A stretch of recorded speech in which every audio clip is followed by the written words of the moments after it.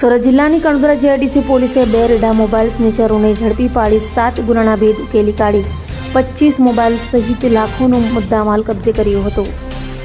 સુરત જિલ્લા Kadodara GIDC police મથકની team પીઆઈવીએ દેસાઈના માર્ગદર્શન હેઠળ પેટ્રોલિંગમાં હતી ત્યારે એએસઆઈ હરેશભાઈ, પોલીસ કોન્સ્ટેબલ ભૌતિક કુમાર અને રૂડાભાઈને મળેલી બાતમીના આધારે કડોદરા અને કામરેજ વિસ્તારમાં મોબાઈલ ચોરી તથા સ્નેચિંગ કરનાર રેડાઓ દીપક રાકેશ વસાવા અને સાયરન સનાભાઈ રાઠોડને ઝડપી પાડી તેઓ પાસેથી અલગ અલગ કંપનીની 25 મોબાઈલ તથા બાઇક મળી 3,20,000થી વધુની મત્તા કબજે કરી 7 જેટલા ગુનાના ભેદ ઉકેલી કાઢ્યા હતા।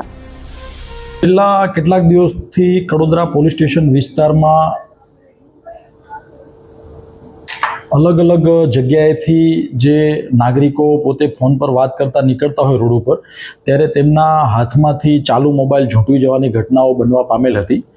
જે અલગ અલગ કડોદરા પોલીસ સ્ટેશન વિસ્તારની અંદર જે ઘટનાઓ ઘટેલી એના ગુના રજીસ્ટર કરવામાં આવેલા અને એ દિશામાં ડિટેક્શન માટે કડોદરા પોલીસે ટીમો બનાવી અને કામગીરી શરૂ કરેલી, જેની અંદર ટેકનિકલ સોર્સ અને હ્યુમન સોર્સનો ઉપયોગ કરી આજે કડોદરા પોલીસે આ ગુનાઓ ડિટેક્ટ કર્યા છે। આ ગુનાઓ ઉપરાંત પોલીસ સ્ટેશન વિસ્તાર બહારના કેટલાક ગુનાઓ પણ ડિટેક્ટ થવા પામ્યા છે, જેની અંદર કડોદરા પોલીસે 2 આરોપીને હાલ અરેસ્ટ કર્યા છે અને એમના કબજામાંથી અલગ અલગ ટોટલ 25 મોબાઈલ રિકવર કરેલા છે। જે 25 મોબાઈલની વેરીફાઈ કરતા એના IMI નંબર, એની અંદરના રજિસ્ટ્રેશન નંબરના આધારે વેરીફાઈ કરતા ટોટલ 7 ગુના ડિટેક્ટ થવા પામેલા છે અને અન્ય મોબાઈલ બાબતે પણ હાલ ઇન્વેસ્ટિગેશન ચાલી રહ્યું છે। જે 2 આરોપી હાલ અરેસ્ટ કરવામાં આવ્યા છે તેમાં એક છે દીપક રાકેશભાઈ વસાવા અને તે પોતે મૂળ ધોરણ પારડી પારસીપડિયું કામરેજ તાલુકાનો વતની છે। બીજો જે આરોપી પકડાયો છે તે સાહિલ સનાભાઈ રાઠોડ, જે ખોલવડ ભાદા કોલોની કામરેજ તાલુકાનો વતની જણાયેલ છે। અન્ય 2 આરોપી જે એમને મદદગારી કરી છે તે પકડવાના બાકી છે, વોન્ટેડ બતાવેલ છે।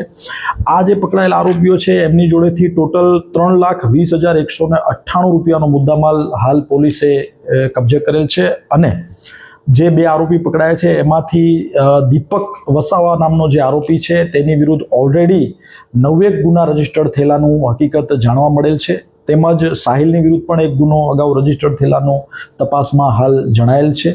હાલ ઇન્વેસ્ટિગેશન ચાલુ છે અને બીજા પણ ગુનાઓનો ભેદ મળી શકે એમ જણાઈ રહ્યું છે।